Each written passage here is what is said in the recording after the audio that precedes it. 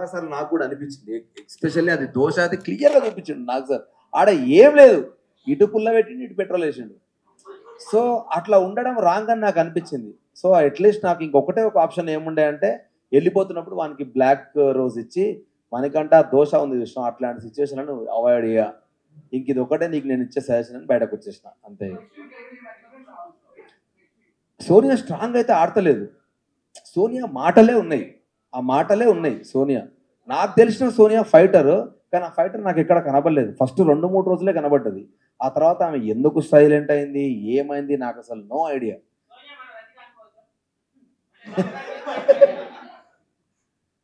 ఈ ట్రాక్ తెలియదు. బయటకు వచ్చినాక నాకు కొన్ని క్వశ్చన్లు అడితే నాకు నెత్తి ఖరాబ్ అయింది. వాళ్ళతోటే ఉన్నా కదరా సోఫాలో పక్క పక్కన ఇన్ని జరిగినాయి అనుకున్నా నేను నిజంగా.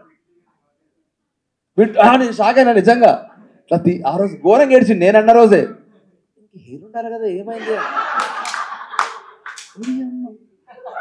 భలే కవర్ చేసిండు వాడు, నీట్గా కవర్ చేసిండు.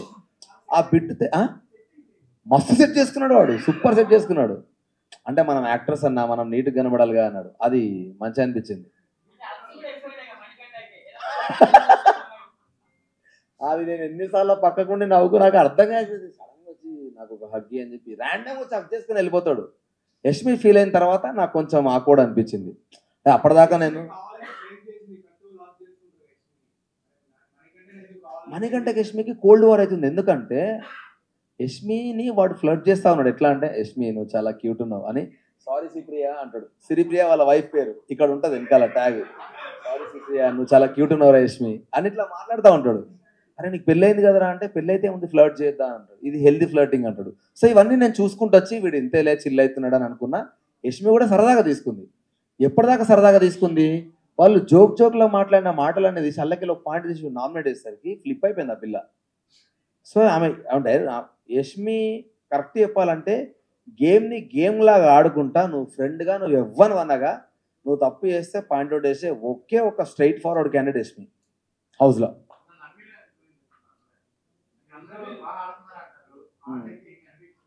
నబీల్ ఆడతాడు. నబీల్కి ఇది బ్యాక్ ఇంజరీ ఒకటి, చెయ్యి ఇంజరీ ఉన్నది. కానీ నబీల్లో ఉన్న బ్యూటీ ఏంటంటే, నబీల్ కూడా సేమ్ యష్మి లాగా నువ్వెంత ఫ్రెండ్ అన్నగా నువ్వు మిస్టేక్ చేస్తే నామినేషన్లో బరాబర్ పాయింట్అవుట్ చేస్తాడు.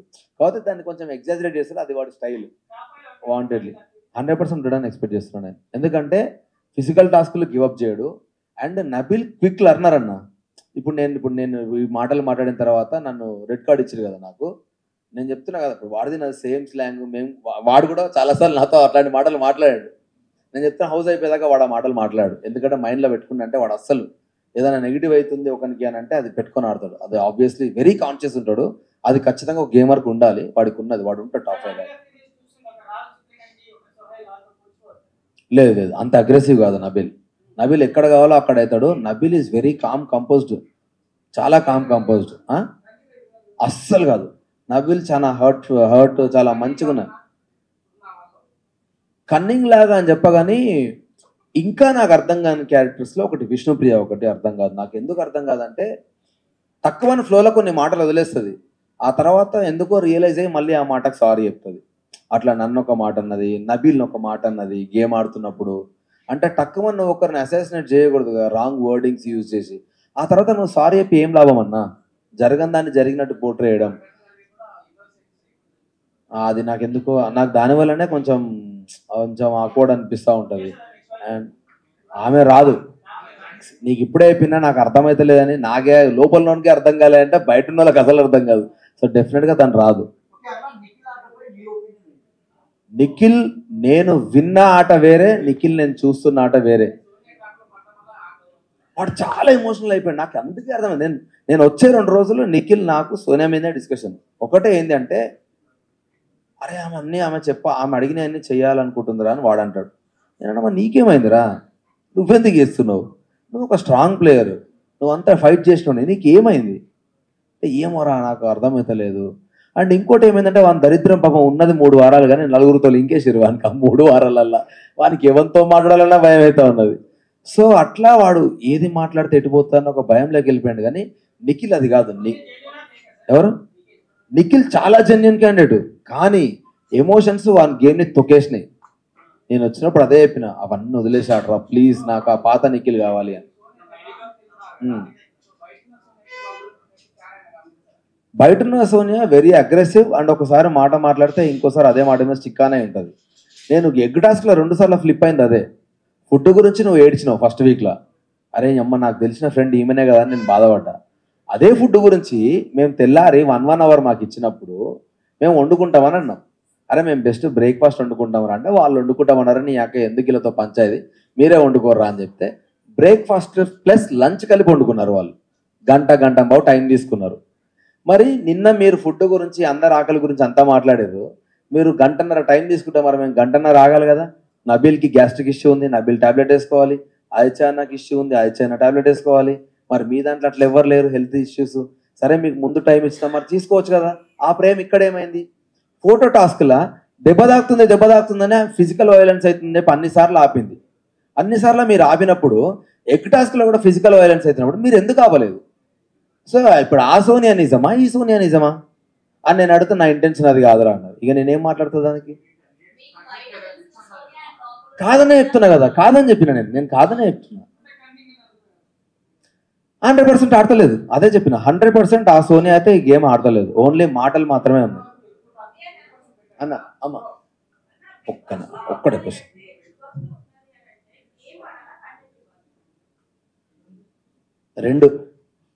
రెండు కన్ఫర్మ్ 2. ఎందుకంటే మా వైఫ్ బయటకు వచ్చినాక అన్నది, నువ్వు ఎక్కువ కనబడలేదురా ఫస్ట్ 2 వీక్స్ 3 వీక్స్ అని అన్నది. నేనన్నా నా ఏవి చూసినావు కదరా, నేను కనపడపోతే అన్ని ఎమోషన్లు ఏడికెళ్ళి ఉంటాయి. బట్ స్టిల్ వాళ్ళు ఎందుకు ప్లే చేయలేదో నాకు తెలియదు. నా గురించి 11 మంది నిల్చున్నారు కదా వాడు వెళ్ళకూడదని. సో అట్లీస్ట్ నేను ఎంతవరకు వాళ్ళతో బాండింగ్ ఉన్నా, ఎంత గేమ్ అన్న వాళ్ళకు కూడా తెలుసు కదా. నేను ఒక నార్మల్ అంటే నేను ఏమో ఆడకపోయి ఉంటే వాళ్ళకి ఏం అవసరం నా గురించి డిఫెండ్ చేయడానికి. వాడు మంచి ప్లేయర్, మంచిగా ఆడతాడనే వాళ్ళకి తెలిసింది. ఫస్ట్ వీక్ నుంచి నేను ఆడుతూనే ఉన్నా. అదొక్కటే గేమ్ నేను గివప్ చేసిన అంటే ఫిజికల్ డ్యామేజ్ అవ్వద్దనేది నా ఇంటెన్షన్. నేను చెప్పిన మీ ఇష్టం, మీరు ఆడుతా అంటే ఆడుకోండి అన్న కాబట్టి నేను గివప్ చేసిన. అది ఓకే. ఏది సెకండ్ వీక్లో హానెస్ట్ ఇప్పుడు నాకు ఏంటంటే సెకండ్ వీక్లో స్టిల్ మళ్ళీ నాకు మణికంఠనే ఉన్నాడు ఆప్షన్. మణికంఠనే ఆప్షన్ ఉన్నప్పుడు నేనేమనుకున్నా అంటే ఆల్రెడీ వాడిని ఒక దగ్గర ప్రెస్ చేసి వదిలేసినప్పుడు వాడు ఆల్రెడీ ఎమోషనల్గా ఫ్లక్చువేట్ అవుతున్నప్పుడు ఒకటే టార్గెట్ని మళ్ళీ ట్రిగ్గర్ చేయడం కరెక్ట్ కాదు అని అనిపించి అక్కడి నుంచి నేను ఆదిత్య అన్నను చెప్పిన. 100% ఆదిత్య అన్నది కూడా మిస్టేకే ఉంది. ఎందుకు తెలుసా? ఆదిత్య అన్న ఏంటంటే లోపల చాలా యాంగర్ ఉంటుంది, బయటకు నవ్వుకుంటూ మాట్లాడతాడు. నువ్వు అట్లీస్ట్ ఏదైనా చెప్పడానికి ప్రయత్నిస్తున్నప్పుడు ఐ లవ్ యూ అని కట్ చేస్తాడు ఆ టాపిక్ని. అది నాకు నచ్చలేదు, చాలాసార్లు నచ్చలేదు. సో అది కూడా ఒక one of the nomination point. ఎందుకంటే ఆ అన్న నాతో ఏమన్నాడు తెలుసా? 5 రోజుల కోసం వచ్చిన నేను అన్నాడు. నేను ఉండలేనబ్బా, నాతో అయితే లేదు, అంబియన్స్ అది ఇది అంటున్నాడు ఆయన.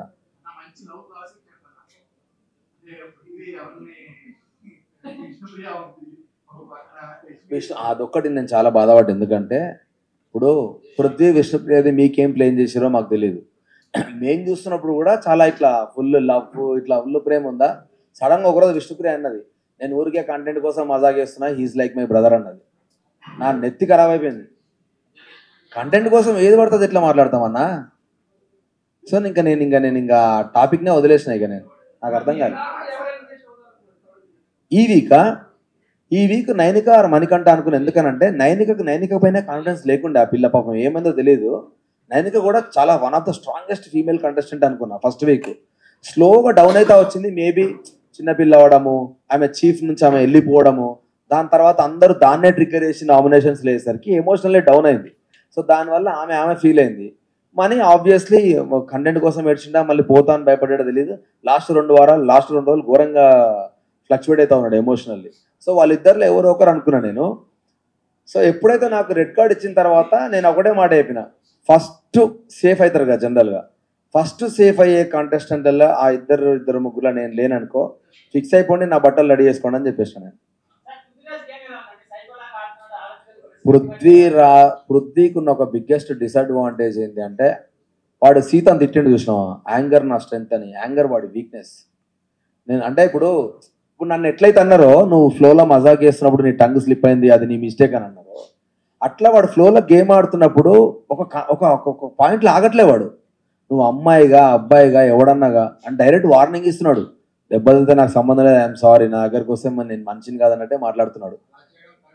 100% రాంగ్ అన్న, అది 100% రాంగ్. అది నువ్వు మళ్ళా టక్కన గేమ్ అయిపోగానే వచ్చి ఇట్లా హక్ చేసుకొని మాట్లాడితే అంత ఫ్లిప్ అయితే నేను అవ్వలేను. ఒక నిమిషం. ఆ టాప్ 5 నేను అనుకున్నా చెప్తా. ఇప్పుడున్న కంటెస్టెంట్ వల్ల నబీల్, నిఖిల్, ప్రేరణ అండ్ యష్మి కాకుండా మణికట్టు ఉండడు. యష్మి కాకుండా లేదు చెప్తా. లేదు ఎందుకంటే ఫిజికల్ టాస్క్లు ఇట్లాంటి ఇంతకంటే ఎక్కువ వచ్చినాయి అనుకో, మనకంటే హెల్త్ మీద భయం అవుతుంది నాకు. వాడు ఒక సిచ్యువేషన్లో నాకు భయం ఏందండి ఆనెస్ట్గా. వీడు ఉంటాడా పోతాడా అని భయమైంది నాకు. వాడు నిఖిల్ గాడు ఉరికొచ్చి ఇట్లా చెవు పెట్టి చూసి ఈ సేఫ్ అని అంటే నాకు అప్పుడు ఊపిరి పీల్చుకున్నా. సో అది కాకుండా ఎంత నలుగురు చెప్పినా కదా, విష్ణుప్రియ ఉండదు, ఇంకెవరెవరు ఉన్నారన్నా కంటెస్టెంట్లు, సోనియా ఉండదు, ఇంకా ఈ సీత ఉంటుంది. ఏం నేర్చుకోలే అన్న నేను. అంటే మన చుట్టూ ఉన్నోళ్ళు మనల్ని నెగిటివ్ చేయాలంటే ఎట్లనైనా చేస్తారు. సో అందరూ మనోళ్ళు కాదని నేర్చుకున్నా. బిగ్ బాస్ వల్ల నేను బాగా నేర్చుకుంది ఏం తెలుసా, బిగ్ బాస్ హౌస్ గురించి కాదు, హౌస్లోకి వెళ్ళి బయటకు వచ్చే లోపు అనుకున్న నా వాళ్ళు కాదని తెలుసుకున్నా. బయట కొందరిని బాగా గుడ్డిగా నమ్మిన వాళ్ళు నా వాళ్ళు కాదని తెలుసుకున్నా.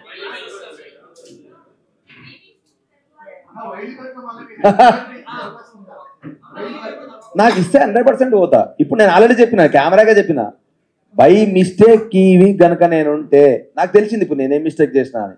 అది రిపీట్ కాదు, ఫినేల దాకా నేను బయటకు రాను, నేను చూపిస్తాను నేను అని చెప్పిన.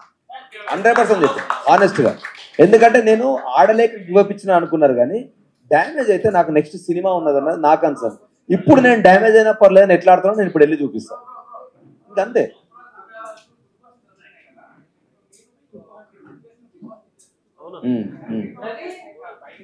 అన్న అందరు అన్నారన్నా, నేను అదే చెప్తున్నా, అందరు అన్నారు నాయే వేసిరాడా, నాయే వేసిరు, ప్రతి ఒక్కరు తిట్టిండన్నా.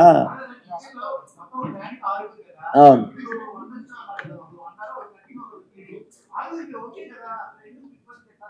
ఎందుకు తిట్టాల్సి వచ్చిందంటే అంతకుముందు 3 రోజులు ఓన్లీ చపాతి దోశలు తినుకుంటా బతికినాం.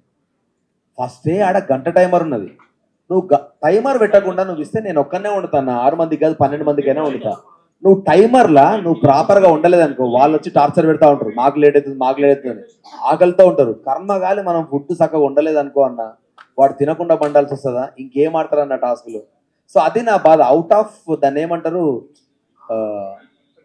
ఒక బాధతో వచ్చిన మాటలు అవన్నీ. ఎందుకంటే తినడానికి పెడుతురా తినకుండానికి పెడుతురా టాస్క్లు అని నాకు ఒక బాధతో వచ్చిన మాటలు అవి. ఎందుకంటే ఎగ్జాక్ట్లీ అన్న, నేను అదే అంటున్నా. ఇప్పుడు సీతదే బెస్ట్ ఎగ్జాంపుల్. ఆడ జరిగిందంతా వేరే, కానీ బయటకు ఒక విలన్ లాగా చూపించినారు. సెల్లేలే అన్నది ఎవరు అన్నారంట, సెల్లెందుకు. నేను మంచిగా వాచ్ పెట్టుకొని సీజన్ అంతా ఆడతాం, మా నాన్న వాచ్ నాతో ఉన్నట్టుంటుంది అనుకుంటే బయట ఎంతమంది ఎన్ని మీమ్స్ వేసిరో కథం, నాకు నోటిఫికేషన్ అబ్బాయి వాచ్ పెట్టుకోకు నువ్వు అని ఇచ్చారు నోటిఫికేషన్. ఆ ఎక్కువ టాస్క్ నాకు అర్థం కాలే అన్న, నిజంగా చెప్తున్నా. వాళ్ళకి ఆప్షన్ ఇచ్చారు, నాకు ఇవ్వలేదు, నేను బరాబర్ ఫీల్ అవుతా కదా. నేను చెప్తున్నా కదన్నా, ఇప్పుడు వైల్డ్ కార్డు 2 ప్రూవ్ చేయాలి నేను. వీడు ఫిజికల్గా ఆడలేకపోయిండు, గివప్ ఇచ్చిండు అన్నారు కదా. నాకు నెక్స్ట్ సినిమా ఉన్నది, దానికి ఎఫెక్ట్ కావద్దని చెప్పేసి నేను ఆగిన. ఇప్పుడు బరాబర్ వైల్డ్ కార్డ్ వస్తే ఫిజికల్గా ఎంత డ్యామేజ్ అయినా పర్లేదు, నేను పోయి ఆడి నేను గివప్ ఇవ్వకుండా నేను ఫైటర్ అని వాళ్ళ కోసమైనా ప్రూవ్ చేస్తాను. ఎందుకంటే అదే చెప్తా అన్నారు కదా, ఇదే నేను చాలాసార్లు నా పెళ్ళాం గురించి అంటున్నాను. ఏంటంటే అరే మా పెళ్ళాంకి నేను వండి పెట్టలేరు అని చాలా చాలా క్యాజువల్ వర్డ్ అన్నది. మా పెళ్ళాం అనేది చాలా క్యాజువల్ వర్డ్. సో అది ఆ కంటెక్స్ట్ ఎప్పుడు తెలియదు. ఇప్పుడు అదొక్క పదం, వాని పెళ్ళాం అంటే వీడేంద్ర పెళ్ళాం అంటాడు. సేమ్ ఎట్లయితే ముండా అన్న దాని గురించి మాట్లాడాను, ఇది అంతే. ఇప్పుడు పెళ్ళాం అనేది మా వైఫ్ అని కొందరు అంటారు, అరే నా పెళ్ళాం మంచిగా చూసుకుంటుంది నన్ను, ఆ కాంటెక్స్టే వేరే. సో దాన్ని ఇక్కడ ట్రిగ్గర్ చేసేసరికి నీకు ఎఫెక్ట్ అయింది తప్ప, కానీ వాంటెడ్లీ అన్న మాటలు కాదు, చాలా సరదాగా. దానికి ముందు వేరే వాళ్ళు చాలా అన్నారు, అన్నిటి నుంచి వచ్చింది ఇంకో మాట అది నాది. సో ఇవేమి ప్లే చేయలేదు వాళ్ళు, నాది ప్లే చేసేసరికి నన్ను బ్లేమ్ చేస్తున్నారు, కానీ నేను అయ్యేం పట్టించుకోను. ఎందుకంటే వాళ్ళు చూసినే మాట్లాడతారన్నా. సో నేనేం తప్పేం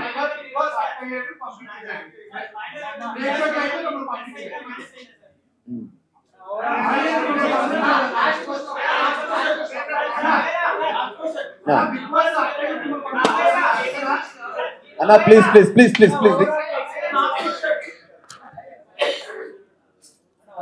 ఒకటే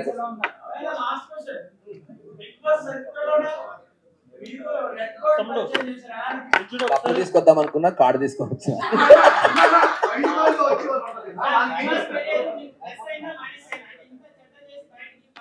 అట్లా ఏం లేదు అన్న, ఆడియన్స్ కి ఏం పని ఉంటుంది అన్న నా మీద ఫోకస్ చేయడానికి. మా అయితే నేను రోజులు పట్టించుకుంటున్నాను. ఆ తర్వాత ఎవరి లైఫ్ వాళ్ళదే, ఎవరి ప్రెజర్ వాళ్ళదే, ఎవరి కష్టాలు వాళ్ళదే. అయినా నన్ను ఇష్టపడితే నన్ను ఫాలో అవుతారు, ఇష్టపడకపోతే లైఫ్ తీసుకుంటారు. వాళ్ళకి ఇంకా వేరే లైఫ్ ఉంటుంది డెఫినెట్ గా. దానివల్ల ఎఫెక్ట్ అయ్యేది ఏముండదు అన్న. 12 ఏళ్ళ 10 ఏళ్ళ కెరియర్ లో నేను చాలా మంచి పేరే తెచ్చుకున్నాను, అయినా నాకు సినిమాలు రాలేదు. సో నెగిటివ్ వల్ల నాకు పెద్ద లైఫ్ పోతుంది అనేది ఏముండదు.